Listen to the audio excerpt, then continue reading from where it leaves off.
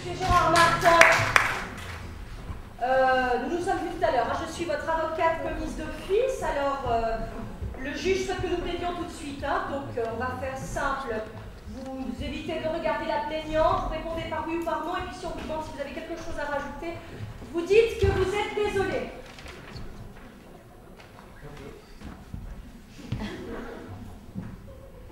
Ok, t'es bourré ou quoi?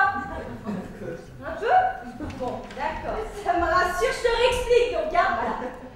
Je suis la seule pauvre connasse libre pour plaider ton affaire de merde. Je vais payer au lance-pierre pour te sauver la mise.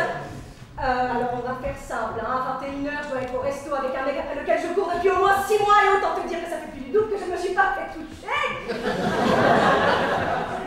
Donc on va faire simple, tu fermes ta gueule, tu baisses les yeux et si tu peux verser une petite larme à la fin, c'est super. Allez, on y va. Allez, on y va. Voilà.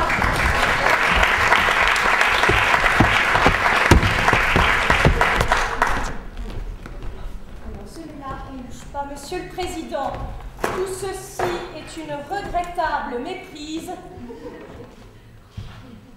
Dégueulasse. Monsieur Gérard Martin n'a jamais violé Natacha Rampal. Mon client est plutôt bel homme. Si, mettez-vous de profil. L'autre, c'est mieux. Il n'a jamais eu besoin de forcer qui que ce soit à coucher avec lui.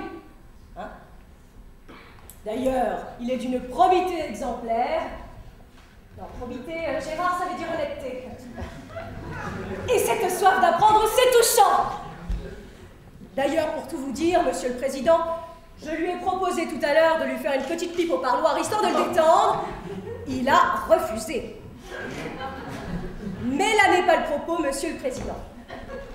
La vérité, Monsieur le Président, c'est que Natacha a regretté d'avoir couché avec Monsieur Gérard Martin. Alors plutôt que de s'enfiler 3 litres de glace à Gundas, de prendre une bonne douche au Karcher, de prendre la pilule du lendemain et de passer 3 heures avec sa meilleure amie au téléphone, elle a préféré porter plainte. Ça coûte moins cher, ça donne du travail aux journalistes du Parisien, mais ça nous fait à tous perdre notre temps, Monsieur le Président. Elle a crié non, arrêtez, c'est vrai. Mais que la femme qui n'a jamais émis d'orgasme négatif lui jette la première pierre. Moi-même, Monsieur le Président. Mais là n'est pas le propos.